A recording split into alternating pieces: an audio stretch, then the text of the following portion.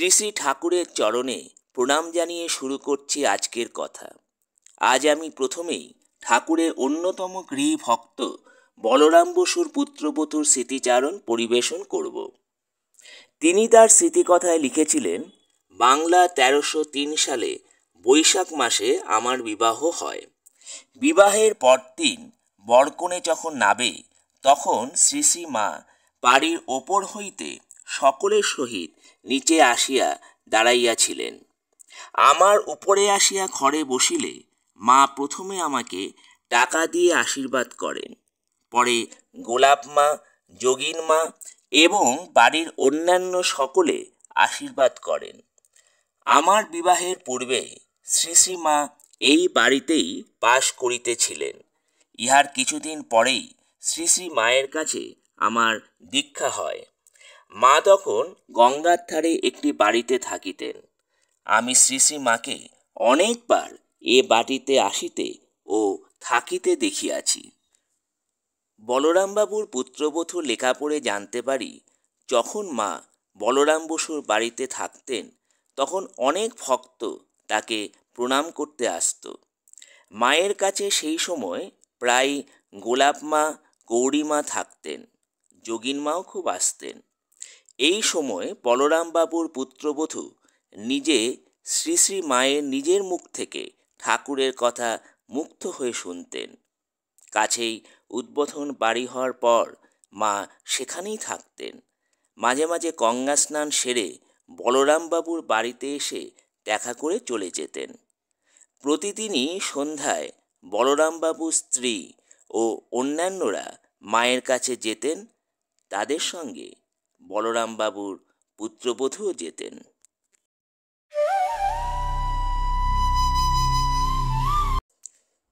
তিনি আরও লিখেছেন যে, ঠাকুরের অন্তরঙ্গ সন্তানদের মধ্যে রাজা মহারাজকে অর্থাৎ রাখাল মহারাজকে বহুদিন এ বাড়িতে আসিতে ও থাকিতে দেখিয়াছি। শুনিয়াছি ঠাকুরের সময় হইতেই তিনি এ বাড়িতে যাতায়াত করিতেন। তার আগমনে বলরাম মন্দির সর্বদা আনন্দে মুখরিত থাকিত। তিনি যখন এখানে থাকিতেন, তখন এ বাড়িতে যেন নিত্য উৎসব লাগিয়া থাকিত। সকাল হইতে রাত্রি পর্যন্ত ভজন, কীর্তন, পাঠ হইত। রাজা মহারাজ দেহত্যাগের 2-3 দিন পূর্বেও বাহিরের হলঘরে আমাকে ডাকাইয়া এবং কাছে বসাইয়া অনেক উপদেশ দিয়েছিলেন। বলরাম বসুর পুত্রবধূর মনে সেই সব স্মৃতি চিরকাল গাঁথা হয়েছিল। এই বলরাম মন্দিরে স্বামী অদ্ভুতানন্দ অর্থাৎ লাটু মহারাজ অনেক দিন ছিলেন। স্বামী প্রেমানন্দ। স্বামী প্রেমানন্দ ছিলেন বলরামবাবুর শ্যালক। তার নাম ছিল বাবুরাম। এই বাড়িতে প্রায়শই আসতেন স্বামী বিবেকানন্দ এবং অন্য সাধু মহারাজরা আর বিখ্যাত সব মানুষজন। ঠাকুর শ্রী শ্রী রামকৃষ্ণদেবের কৃপায় সে বাড়ি সেদিন যেমন ছিল পুণ্যতীর্থ, আজও তেমনইভাবে বহন করে চলেছে তার ঐতিহ্য আর ইতিহাস। পুরনো আতরের গন্ধের মতো হারিয়ে যাওয়া কথা অনেকেরই ভালো লাগে। সেই পুরনো কথাই এখন নতুন করে বলি।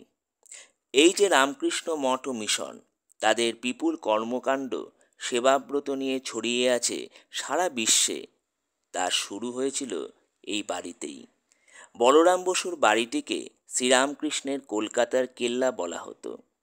সেই কেল্লাতেই স্বামী বিবেকানন্দ ও তার সহযোগী শ্রীরামকৃষ্ণ ভক্তরা শিবজ্ঞানে জীবসেবার মহামন্ত্র নিয়ে গড়ে তুলেছিলেন সেবা ধর্মের অনন্য প্রতিষ্ঠান রামকৃষ্ণ মিশন ও মঠ। 1886 সালে দেহাবসান হয়েছিল পরম পুরুষ শ্রীরামকৃষ্ণের।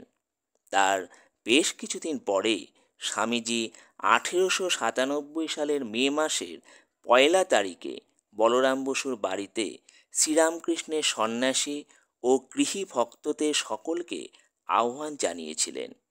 সেদিন তিনি বলেন, নানা দেশ ঘুরে আমার ধারণা হয়েছে সংঘ ব্যতীত কোনো বড় কাজ হতে পারে না। আমরা যার নামে সন্ন্যাসী হয়েছি আপনারা যাকে জীবনের আদর্শ করে সংসারাশ্রমে কার্যক্ষেত্রে রয়েছেন, এই সংঘ তারই নামে প্রতিষ্ঠিত হবে। আমরা প্রভুর দাস, আপনারা এ কার্যে সহায় হন। গিরিশচন্দ্র ঘোষ সমেত উপস্থিত সকলেই এ প্রস্তাবে সানন্দে সম্মতি দিলেন। তুমুল আগ্রহ সৃষ্টি হলো তাদের মধ্যে। সংঘের নাম রাখা হলো রামকৃষ্ণ প্রচার বা রামকৃষ্ণ মিশন।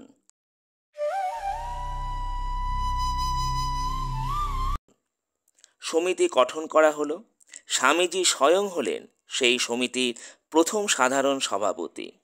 স্বামী ব্রহ্মানন্দ হলেন কলকাতা কেন্দ্রের সভাপতি। সমিতির সাধারণ সম্পাদক বা সেক্রেটারি হলেন অ্যাটর্নি নরেন্দ্রনাথ মিত্র।